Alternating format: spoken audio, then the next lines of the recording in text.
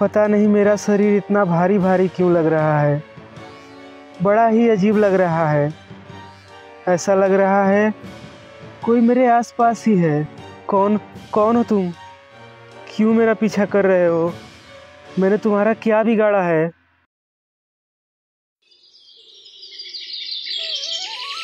गांव का जमींदार धनीराम अब बूढ़ा हो चला था। वह अपने 2 बेटों के साथ रहता था। बड़े बेटे का नाम रघु और छोटे बेटे का नाम वीर था।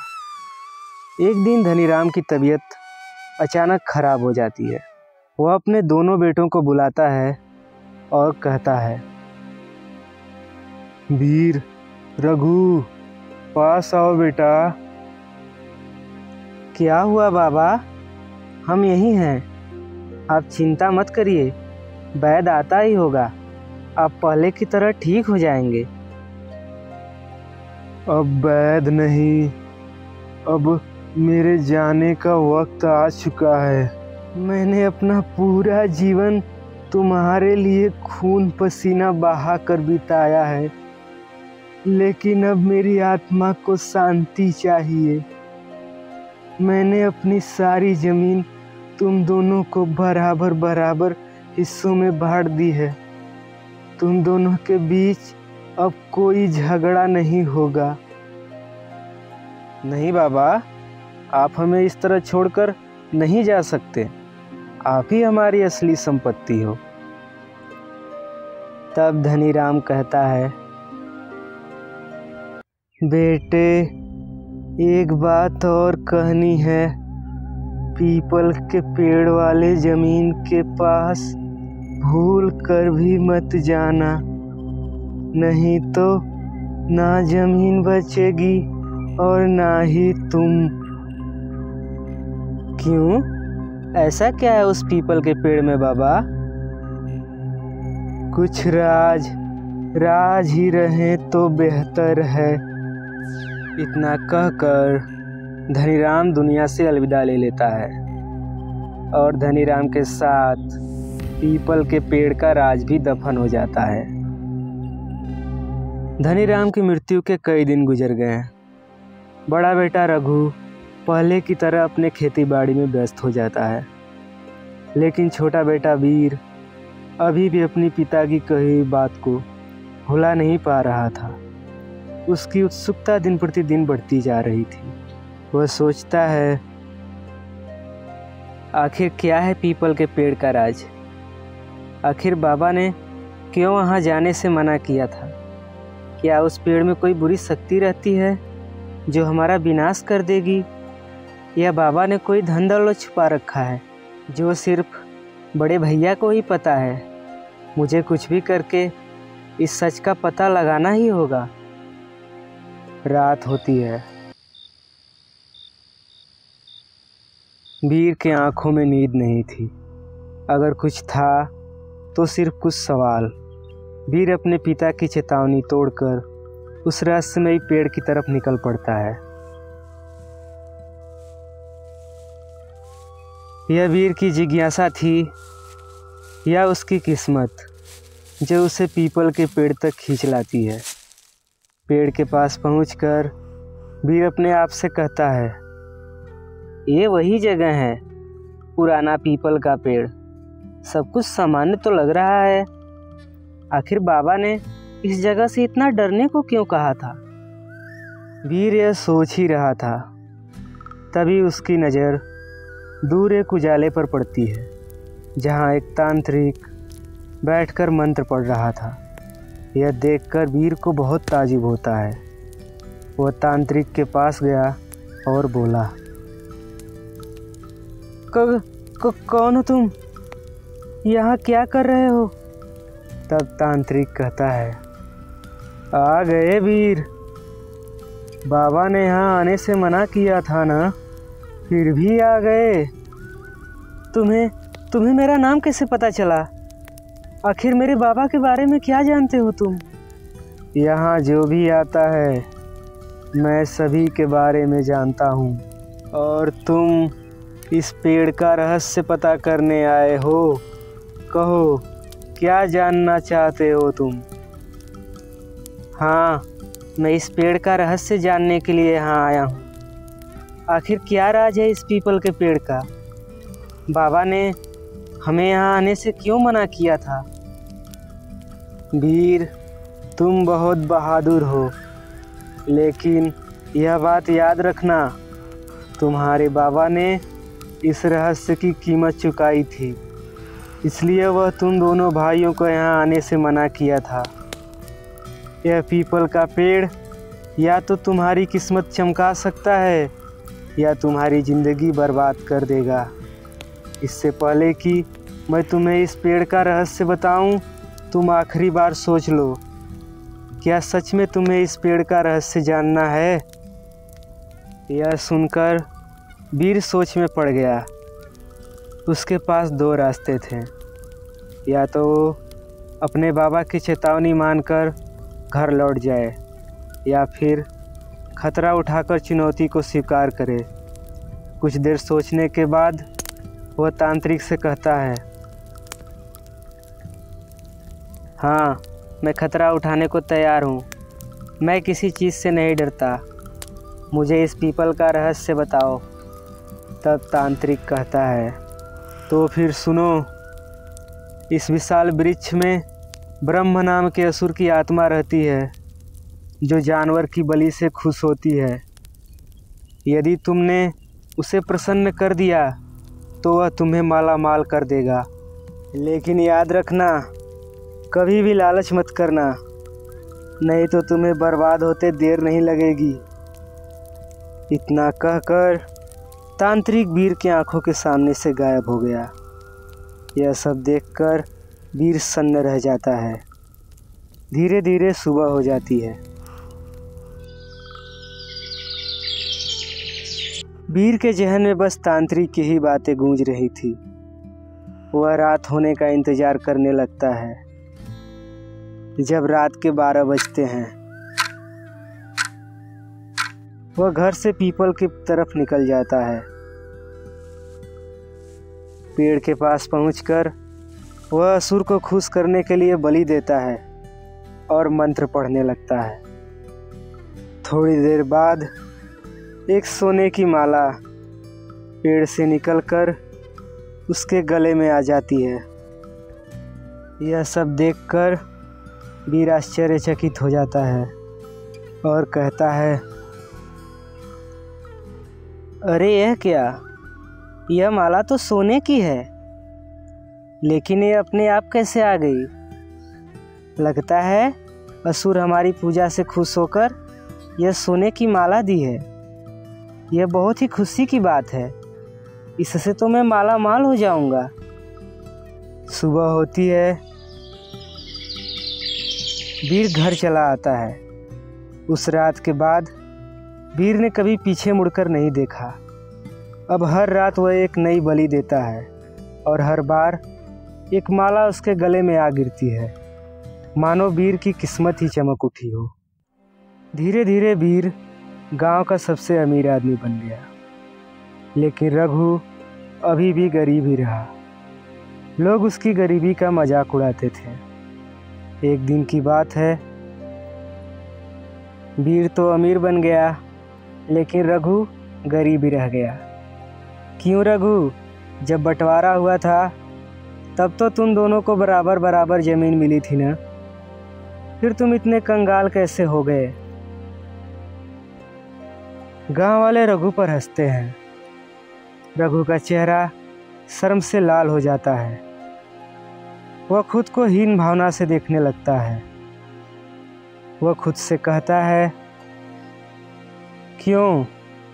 आखिर क्यों मेरी ज़िंदगी ऐसी है? वही खून, वही घर, फिर भी मेरे और वीर में इतना फ़र्क क्यों है? मेहनत तो मैं भी करता हूँ, फिर भी इतना गरीब कैसे? शायद मेरी किस्मत ही खराब है। एक रात रघु अपनी झोपड़ी के बाहर बैठा चुपचाप अपनी किस्मत को कोस रहा था। तभी उसकी नज़र वीर पर पड़ती है, जो रात के अंधेरे में पीपल के पेड़ की तरफ जा रहा था। रघु चुपचाप वीर का पीछा करता है और झाड़ियों में छिप जाता है। वीर को बलि देता देख रघु सन्न हो जाता है। उसे अपनी आंखों पर यकीन नहीं हो रहा था। हे राम, ये क्या कर रहा है वीर? जानवर की बलि और फिर ये माला? नहीं, मेरी आंखों ने जो देखा वो सच नहीं है। वो मेरा भाई नहीं हो सकता। वीर पैसों के लिए इतना गिर सकता है, मैं सोच भी नहीं सकता। सुबह की किरणों के साथ रघु की नींद खुलती है। वह अभी भी रात के बारे में ही सोच रहा था। गरीबी से परेशान रघु खुद भी उसी रास्ते पर जाने का निर्णय करता है। अगर यह काम वीर कर सकता है तो मैं क्यों नहीं? आखिर कब तक मैं इस गरीबी में जीता रहूँगा? अब मैं भी असुर को बलि दूंगा और अमीर बनूंगा। जैसे ही रात होती है, रघु पेड़ की तरफ चल देता है। उसके साथ उसका 13 साल का बेटा अर्जुन भी था। वह रघु से पूछता है, बाबा, हम इस समय कहाँ जा रहे हैं? इतनी रात को आप कभी बाहर नहीं निकलते थे? हम पीपल के पेड़ के पास जा रहे हैं। तुम रात में जागने की आदत डाल लो। हो सकता है हमें रोज रात को निकलना पड़े।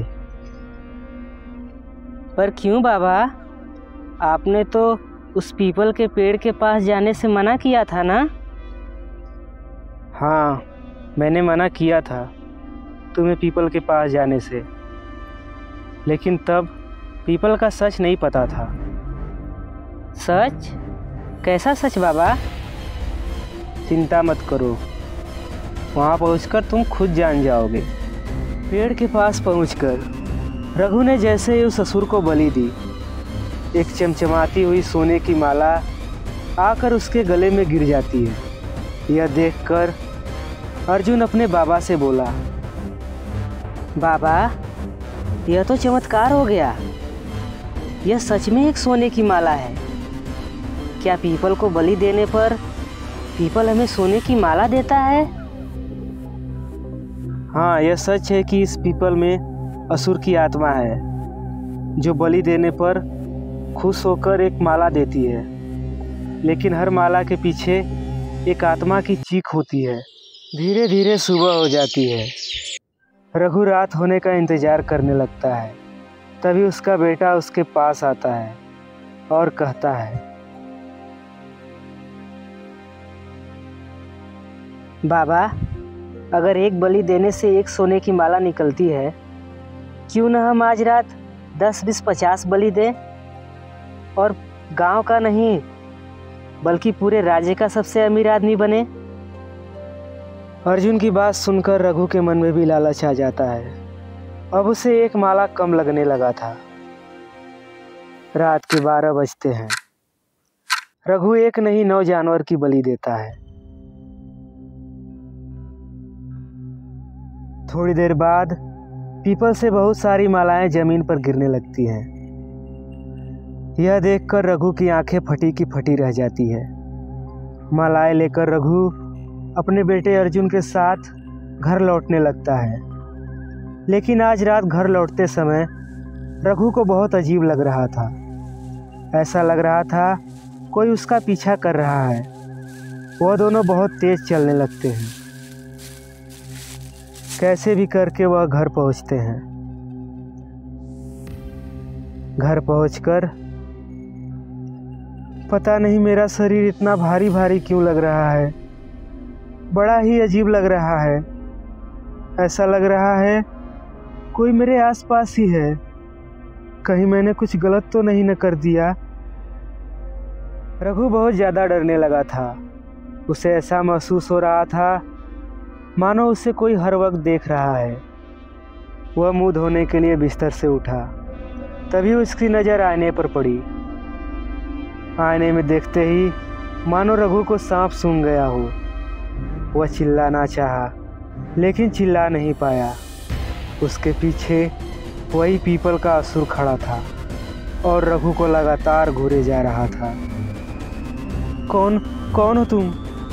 क्यों मेरा पीछा कर रहे हो? मैंने तुम्हारा क्या बिगाड़ा है? तब असुर अपनी आवाज में बोलता है,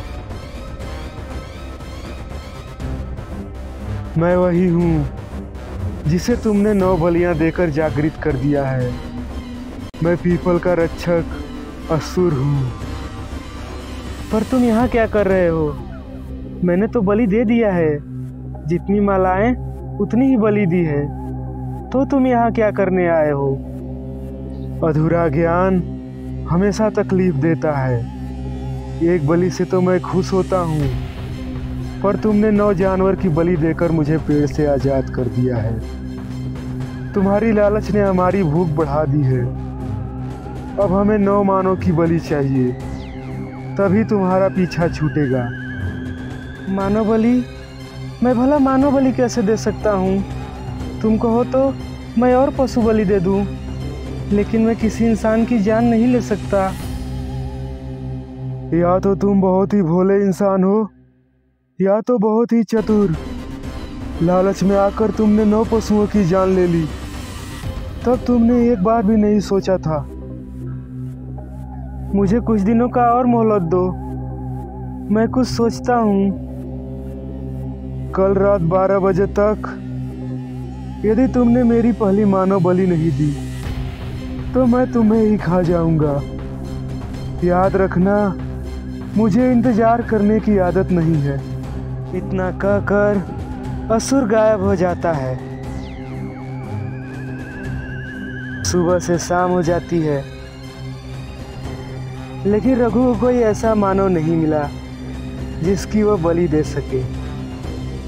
जैसे ही रात के 12 बजते हैं, असुर फिर से उसके पास आता है और कहता है, मेरी बलि कहाँ है? लाओ मेरी बलि दो। रात के 12 बज गए, अब इंतजार का समय खत्म। बलि देते हो कि नहीं? मैंने बहुत कोशिश की, लेकिन किसी को भी मारने की हिम्मत नहीं जुटा पाया। मुझे कुछ दिनों का और मोहलत चाहिए। कहा था ना मैंने, मुझे इंतजार करना बिल्कुल पसंद नहीं। बलि देते हो कि मैं तुम्हें ही खा जाऊं। तभी दरवाजा खटखटाने की आवाज आती है। बाबा, बाबा मैं अर्जुन। दरवाजा खोलो बाबा। आप किससे बात कर रहे हो? नहीं, कोई नहीं है। मैं बिल्कुल ठीक हूँ। तुम यहाँ से चले जाओ। क्यों? दरवाजा नहीं खोलोगे?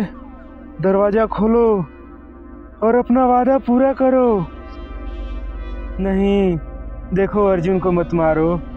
वो अभी बच्चा है, उसका कोई दोष नहीं है। मेरे ही मन में लालच आ गया था। उसे छोड़ दो, जाने दो उसे। लालच बहुत बुरी चीज है। या तो तुम दरवाजा खोलो, या तो मैं खुद उसके पास जाता हूँ। इतना कहकर असुर अर्जुन के पास चला जाता है और अर्जुन को मारकर खा जाता है। जमीन पर अर्जुन का आधा शरीर था। यह देखकर रघु के आंख से आंसू रुकने का नाम नहीं ले रहा था। मैंने ऐसा क्यों किया? यह सब मेरी लालच की वजह से हुआ है। मेरे बेटे, मुझे माफ कर देना। मैं तुम्हें नहीं बचा सका। मुझे उसे और 8 बलि चढ़ानी होगी, नहीं तो वह मुझसे पहले मेरे पूरे परिवार को खत्म कर देगा। रघु अगले दिन शाम होते ही बगीचे के पास चला गया। बगीचे में सब बच्चे चले गए, तब बस वहाँ एक बच्चा खेल रहा था। रघु ने उसे नशीली दवाई खिलाई और अपने साथ अपने घर ले गया। जैसे ही रात के 12 बजते हैं, असुर आता है और रघु के सामने उसे मारकर खा जाता है। 7 बलि और चढ़ानी होगी मुझे, फिर मुझे इस असुर से मुक्ति मिल जाएगी। इसी के साथ सुबह हो जाती है। पिछली रात को बच्चा गायब होने से गांव में तनाव का माहौल था। सभी लोग राजा के पास जाते हैं। महाराज, महाराज, हमारे गांव में कुछ भयानक हो रहा है। कुछ करिए महाराज, नहीं तो अनर्थ हो जाएगा। क्या बात है मुखिया जी, इतनी सुबह सुबह आप सभी लोग यहाँ? क्या बात है आखिर? महाराज, हमारा लल्ला, हमारा बेटा रात को खेलते खेलते कहीं गायब हो गया और अभी तक घर नहीं लौटा। तब राजा गुस्से में अपने सैनिकों को आदेश देता है, ये मेरे राज्य की मर्यादा के खिलाफ है। बच्चों की जान के साथ खिलवाड़ किसी हाल में बर्दाश्त नहीं किया जाएगा। सैनिकों, हर दिशा में गुप्तचर भेजो। गांव के कोने, जंगल, खंडहर तक छान मारा जाए। जब तक दोषी नहीं पकड़ा जाता, हर रात चौकीदारी दोगुनी कर दी जाए। जैसा आदेश महाराज। मुखिया के कहने पर राजा ने हर जगह गुप्तचर लगवा दिए। शाम होते ही रघु फिर से बगीचे के पास गया। तभी उस पर गुप्तचर की नज़र पड़ी। उसने देखा कि रघु काफ़ी देर से बच्चों पर नज़र गड़ाए हुआ है। वह रघु के पास गया और बोला, मैं राजा का गुप्तचर हूँ, काफ़ी देर से देख रहा हूँ। तुम अकेले इधर उधर क्या कर रहे हो और बार बार तुम बच्चों की तरफ क्यों देख रहे हो? इधर बच्चा चोरी करने के इरादे से आए हो क्या? क्या बात कर रहे हो आप? मैं क्या आप बगीचे में घूमने भी नहीं आ सकता? ज़्यादा बुद्धिमान बनने की ज़रूरत नहीं है। और ये हाथ में क्या है तुम्हारे? दिखाओ इसे। कुछ नहीं है। गुप्तचर ने रघु के हाथ की मुट्ठी खोल दी तो देखा कि उसके अंदर नशे की दवाई थी। मेरा शक बिल्कुल सही था। बच्चों को नशीली दवा खिलाकर अगवा करते हो। चलो, अब बाकी का जीवन काल कोठरी में गुजारो। सैनिकों की सहायता से गुप्तचर ने रघु को काल कोठरी में बंद कर दिया। खुद को बेबस पाकर रघु सैनिक से कहता है, दया करके मुझे छोड़ दो, नहीं तो मेरे परिवार को मार देगा। वो आज रात मेरे घर आएगा। वो किसी को भी मार सकता है। भगवान के लिए मुझे छोड़ दो। रघु के लाख कहने पर भी सैनिक रघु की एक भी नहीं सुनते हैं। रात के 12 बज जाते हैं और रघु बलि भी नहीं दे पाता है। सुबह होती है। रघु कैसे भी करके खुद को कारागार से आज़ाद करता है और अपने घर जाता है। घर पहुंचकर जो मंजर वह देखता है, उसके पैरों से ज़मीन खिसक जाती है। उसके आंखों के सामने उसके पत्नी की लाश पड़ी थी और पूरे घर में खून बिखरा पड़ा था। रघु जोर जोर से रोने लगता है। उसे अपने किए पर पछतावा होने लगता है। वह सोचता है कि कैसे उसका हंसता खेलता परिवार उसकी लालच की वजह से खत्म हो गया। रघु यह सोच ही रहा होता है, तभी वहाँ असुर आ जाता है। कल रात कहाँ चले गए थे तुम? रात को जब मैं तुम्हारे घर आया तुम नहीं थे, इसलिए मजबूरन मुझे तुम्हारे बीवी की बलि लेनी पड़ी। अगर तुमने कल बलि दे दी होती तो मैं ऐसा नहीं करता। खैर, जो भी हुआ उसे भूल जाओ और आज के बलि का इंतजाम करो।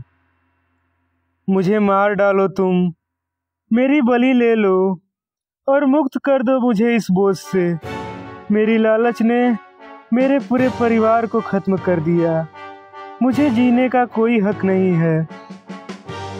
रघु का इतना कहना ही था कि असुर उस पर टूट पड़ा और उसे भी मार डाला। रघु का काम तो एक माला से भी चल जाता, लेकिन लोभ इंसान को अंधा कर देता है और रघु के लोभ ने उसकी और उसकी परिवार की जान ले ली। किसी ने सच ही कहा है, लालच बुरी बला है।